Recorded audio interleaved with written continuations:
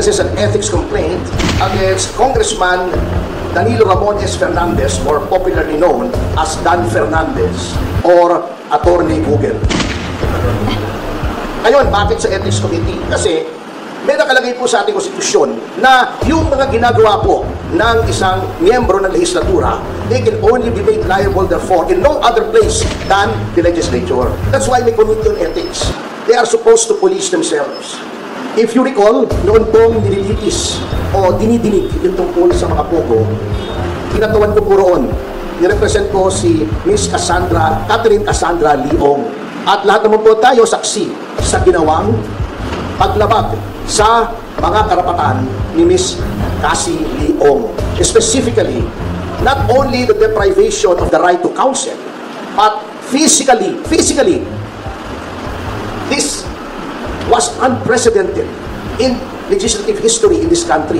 Alam niyo po, in all parliaments in the entire civilized world, meron pong language na tinatawag nila unparliamentary. Diba? Ayaw na ayaw nila si Pangulong Duterte. Sinabi nila, do not use offensive words. Pero bakit sila tatawagin nilang pathological liar, pura papakiyot? Okay lang po magsalita po? Yeah, pero po, hindi po ako, wala po akong kinalaman. Mr. Chair, I'm sorry. We cannot allow this kind of attitude from Ms. Ong. Allow the members to finish their question, okay? Masyado kang pakyut eh. Hindi po, pasensya na rin po. So let it be a reminder to you, Miss Cassie, na patapusin mo munang magtanong ang ating mga membro bago ka sumagot. Putin mo pa. Sasabihin nila, walang mangyayari dyan sa complaint mo kasi sila din yan. Si Congressman Espares ang head ng Committee on Ethics. Pagtatakpan lang nila yung sarili nila. Well, unang-una, I would like to give our lawmakers, at least the majority, the benefit of the doubt. Although I doubt the benefit.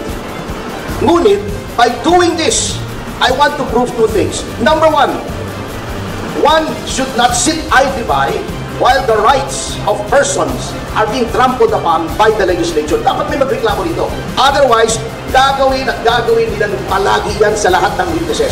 A verified complaint, a copy, is right now on its way to the House of Representatives. This is an ethics complaint against Congressman Danilo Ramones Fernandez, more popularly known as Dan Fernandez, or Attorney Google. Anyway, this is for certain conduct unbecoming of a member of parliament, unparliamentary conduct, which were committed during the hearings of the Quadcom. I will just give you the general details anyway. I will be leaving this copy for you, and those who wish for soft copies, I will viber to you later immediately a soft copy.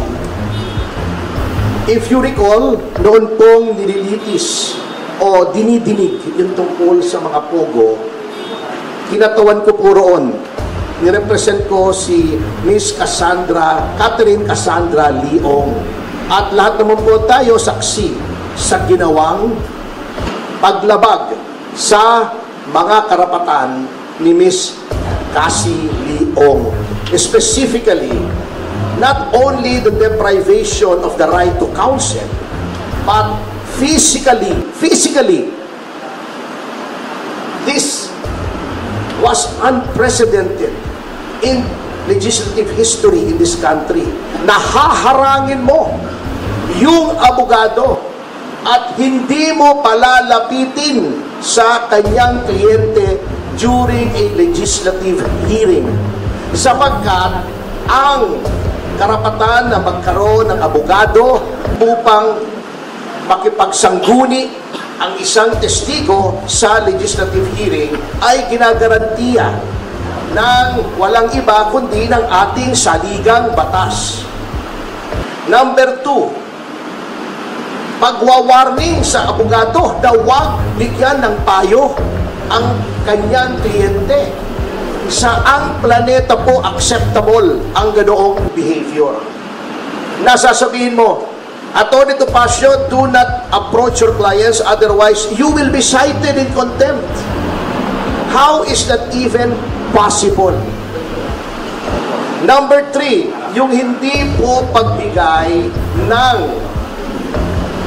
right to remain silent and the right against self-incrimination sa isang testigo.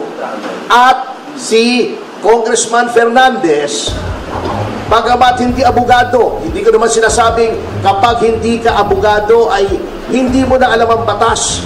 Ngunit, sinasabi na nga po sa kanila, or dapat, a person who is in the legislature should be charged with knowledge of the law. Because, number one, they are lawmakers. Paano kang gagawa ng batas kung ikaw ay walang alam sa batas? Pwede naman pong basahin ang mga desisyon. Tama naman, to an extent, si Congressman Fernandez, pwede kang mag-google at mag-google mo yung mga kaso. At kung meron kang hindi naintindihan sa kaso, meron ka namang legal staff siguro. O itanong mo sa kapwa mo, congressman na abogado, ano bang ibig sabihin ito? At pinoint out na nga po sa kanila na sa napakaraming kaso, the right to remain silent and the right against self-incrimination may be invoked not only in criminal proceedings, but in all proceedings. Civil, administrative, legislative. At pinakita na nga po sa kanila ang batas. Pinoint out na nga po sa kanila yung batas. Bakit ayaw pa nilang sundin? That is also against the oath that they have taken when they took their oath of office to defend and protect the Constitution and the laws of the Republic of the Philippines and pronouncements of the Supreme Court, according to our civil code, are part of the law of the land. So yan po ang isang violation, ano? Number two, yun pong the right of a witness to be treated with dignity and with respect. Kapag ikaw ay tinatawag, na violate po yan. Binabastos po nila ang mga witnesses, not only my client, but of course, I have no right to complain on behalf of the other witnesses who are also represented by counsel. Yun po. Number three, yung pronouncements, very unparliamentary. Alam niyo po, in all parliaments in the entire civilized world, meron pong language na tinatawag nila unparliamentary. Diba? Ayaw na ayaw nila si Pangulong Duterte. Sinabi nila, do not use offensive words. Pero bakit sila? Tatawagin nilang pathological liar, puro papakyut, puro ganon. Tatakutin mo pa. Misleading the witness, sasabihin pa, tignan mo itong mga napatay, di umano dahil daw ng pogo. Tignan mo yan, we will grant you immunity if you testify against them. That is misleading. The legislature cannot grant immunity. It is only the prosecution in certain cases and the prosecution with the consent of the court in other cases that may grant immunity by way of making a witness, a state witness. It is not for the legislature to grant immunity. They can only grant transactional immunity, which I can explain later on, but they cannot grant complete immunity. So, pagsama-samahin nyo yan, ayaw nilang pakausap sa abogado. Bago, tatakutin nila para magsalita against the right to self-incrimination and against the right to remain silent. Pagkatapos, igagrant mo na, papangakuan mo ng immunity na wala ka namang kapangyarihang ibigay. All of these are parliamentary conduct. And nakalagay po, may rules of conduct, hindi lamang ang miyembro ng mababang kapulungan, kundi ang mga public officials on how they conduct themselves. And it is my respectful contention that Congressman Fernandez has violated these norms of conduct. Ngayon, bakit sa Ethics Committee? Kasi may nakalagay po sa ating konstitusyon na yung mga ginagawa po ng isang miyembro ng lehislatura, they can only be made liable, therefore, in no other place than the legislature. That's why may committee on ethics. They are supposed to police themselves. Now huli na po, bago tayo pumunta rito, and I feel this is also of equal importance in this case. Sasabihin nila, walang mangyayari dyan sa complaint po kasi sila din yan.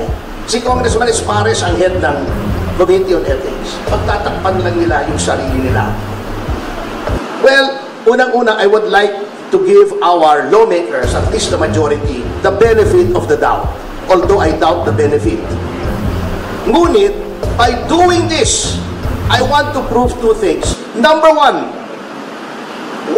should not sit idly by while the rights of persons are being trampled upon by the legislature. Dapat may magreklamo rito. Otherwise, gagawin at gagawin nilang palagi yan sa lahat ng witnesses. Notwithstanding the caveat of the Supreme Court in Ong versus Senate Blue Ribbon Committee, which by the way, I argued before the Supreme Court, which says that all witnesses must be given due process. Bina-violate na po nila yan. Number two, by filing this, I want to hold a mirror up to our honorable congressmen. Tignan nga po natin, tignan nyo ang sarili nyo, kung anong ginawa nyo sa mababang kapulungan, which is supposed to be an august body, which is supposed to be populated by honorable men and women. Kaya nga honorable ang tawag sa inyo eh. Are you really honorable? Are you really august?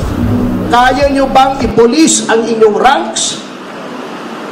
Do you still have any shred of decency left in your bodies para makita na mali ang ginagawa ng isang miyembro ninyo at disiplinahin ninyo? Because by no stretch of the imagination is such conduct exhibited by Congressman Fernandez allowable or should be countenanced or tolerated by anyone.